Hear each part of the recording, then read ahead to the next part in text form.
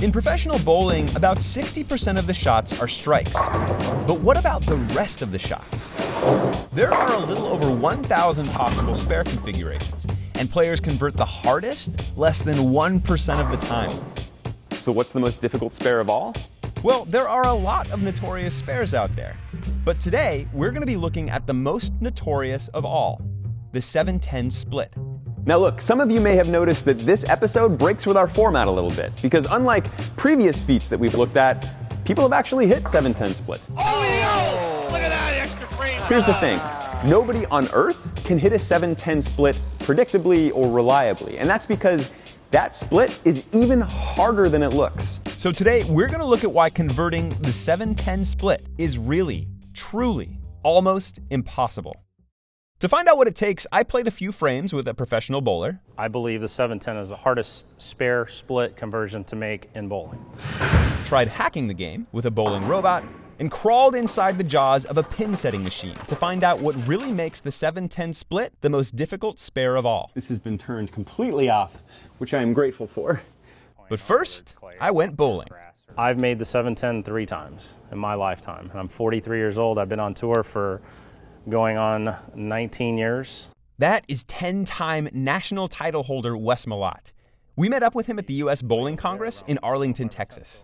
Do you have any pro tips on how to convert this thing? Well, I'll tell you one thing. In order to make 2, you got to hit 1. In other words, accuracy is essential. Come on. It's also not my strong suit. Come on! It's hard to hit the 1. At least for me it is. Malott can hit whatever pin he wants almost every time. But there's more to converting this spare than accuracy. And to fully appreciate why, it helps to understand the anatomy of a bowling lane. It's 42 inches wide and 60 feet from the foul line to the head pin. That's pin number 1.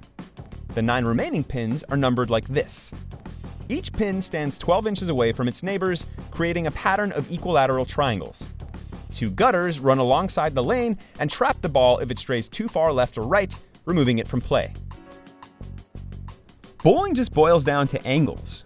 When the ball and pin collide, the pin bounces in a direction perpendicular to the tangent plane that intersects with the point of contact. So if you hit the pin here, it'll bounce here. Hit it here, it'll fly here, and if you hit it here, it'll go this way. That means that in order to send the 7-pin flying across the lane and into the 10-pin, or vice versa, in theory, you need to hit it right here. Here's the problem. It is impossible to get a bowling ball far enough outside the 7 or the 10-pin without it first falling into the gutter. There's just not enough room. That makes the 7-10 split the only spare in bowling that can't be converted with ball and pins alone. To pull it off, you actually have to bounce the 7-pin or the 10-pin off the machinery behind the pins. And the more power on the shot, the better. When Malott goes for the 7-10 split, he throws at about 22 miles per hour. That's harder than he usually does. And he often gives it a little bit of forward spin so the ball won't hook and lose speed. But there's one more essential ingredient for converting the 7-10 split: luck. Even if you hit the pin hard enough, and even if it heads toward the pin setter at a good angle, there's just no telling how it's going to ricochet. Without some kind of lucky bounce in the machinery in the back end, you're just not going to convert it. And that's because this isn't like banking a shot in pool. For starters, the pins have a funny shape that causes them to bounce around unpredictably. But you also have to consider the barrier behind the pins. It's a curtain, not a wall, which means that it moves, and anything bouncing off of it is going to ricochet around even less predictably. And some of those curtains move more than others. Here's what I mean by that. Okay, so unless you work at a bowling alley, you've probably never been back behind here. This is a pin setter. It's what collects and sort of repositions all of the pins every time you're bowling. And the piece that we want to look at is in here. Okay, so this is an older model pin setter. It's anchored in 2 places, once up here at the top and again down here along this more solid bumper section. When you're trying to convert the 7-10 split, the goal is to bounce either the 7-pin or the 10-pin off of these surfaces and into the opposing pin. Now, what you might have noticed when I touched it is that this curtain has some give to it, and that movement actually reduces the energy of the pin bouncing off of it, which makes it tougher to ricochet into the other pin. Here's the thing. On newer model pin setters, this curtain moves even more. And when we were at the US Bowling Congress, we actually got to see what one of those pin setting curtains looks like. On these newer mechanisms, this curtain is only attached at the top, and so it swings completely freely like a doggy door. And then the pin, instead of bouncing, all of that energy just gets absorbed into the curtain. All of which means that, in the end, when it comes to the 7-10 split, your best bet is to hit either pin as hard and as consistently as possible, and then just hope for the best. And when it comes to consistency, no bowler on earth is as reliable as this one. Meet Earl. That was mildly terrifying. Earl is our staff bowler here in the equipment specs department. He's a robotic arm, and he throws bowling balls very, very, very well. Earl can put a bowling ball pretty much anywhere you want, at up to 24 miles per hour and at spin rates as high as 900 rotations per minute. That's triple what pros put on their shots. And once you've dialed in all your parameters, Earl can roll the same shot over and over and over. Normally, the US Bowling Congress uses Earl to test equipment, but today we're going to use it for an experiment. The goal? To see if Earl can hit a 7-10 split. Come on, Earl. I'm changing the trajectory from 1.7 to 1.2. To increase our chances of hitting the spare, we decided to let Earl bowl on a lane with an older model pin setter with a fixed curtain. We tried bouncing it to the side, at an angle towards the middle of the curtain, and even got the pin to double bounce off the ball. And while some of our shots looked like they might have come close to converting the spare, we never managed to actually pick it up. Earl might be powerful and consistent, but not even a robot can engineer luck. So if you bring all of these factors into consideration, you wind up with a conversion rate on the 7-10 split of just 0.7%. But there is a spare that players hit even less often. Everyone talks about the 7-10 split. Is that actually the hardest shot? This is data journalist Ben Blatt. A few years ago, he analyzed close to 500,000 frames from the Professional Bowling Association to try and figure out what the hardest shot in bowling really is. So you analyzed close to 500,000 frames. What did you find? Spare conversion that was picked up least often is a shot that actually has a nickname called the Greek Church.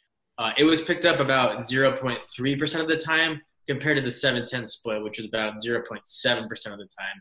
So they're obviously both extremely hard to pick up, but the Greek Church statistically was converted much less than the 7-10 split. If you've never heard of the Greek Church, here's what it looks like. For right-handers, it's when you leave the 4, 6, 7, 9, and 10 pins. And it's the mirror image of that pin arrangement for lefties. It's called the Greek Church because if you look at the pins head-on and use your imagination, they look a little bit like the spires of an old cathedral. To convert it, you need to hit all the pins on one side while sending at least one of them across the lane to knock over the remaining pins. It's a highly technical and very risky shot. If you miss, which you probably will, you earn far fewer points than if you go for the 3 pins you know you can hit. That second strategy is called going for count, and bowlers typically do it when they encounter difficult spares. If you're in a game time scenario, strategy more often than not calls for just picking up the 3 on the right. Most of the time, yes, you're going for count and you're going for the 3 on the right. But let's say you're going for all 5 pins.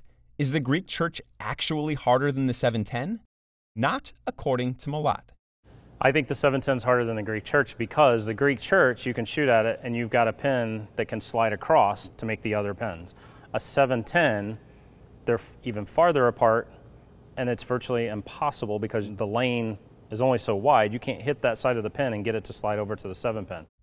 To prove his point, Malat agreed to try converting the Greek Church.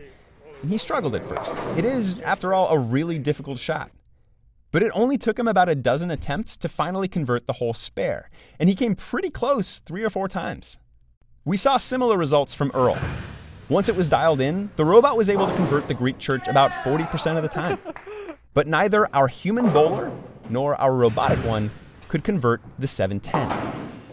So if the professionals still think the 7-10 split is harder than the Greek Church, why did it come up less often in Blatt's study? Again, it boils down to strategy. On the 7-10 split, it's the same shot whether you're trying to knock over 1 pin or 2. But on the Greek Church, it's 2 different shots. If you go for count, you'll probably pick up 3 pins. But if you try to convert the spare, you're going for these 2 pins right here. And there's a good chance you'll walk away with just 1, or maybe even none. Even though converting the Greek church is technically easier, it is almost never worth it to try in a game. It's virtually impossible, almost impossible, to be able to slide over and hit both of those pins simultaneously. Which is probably why it showed up less in the study than the 710. The point is, there is an important distinction between the rarest shot in bowling and the most difficult, a title that still belongs to the 710 split. Because remember, without that pin setting machinery behind it, you cannot convert the 710 split. So unless that machinery changes in some way to bounce pins more reliably or predictably, the 710 split will remain almost impossible.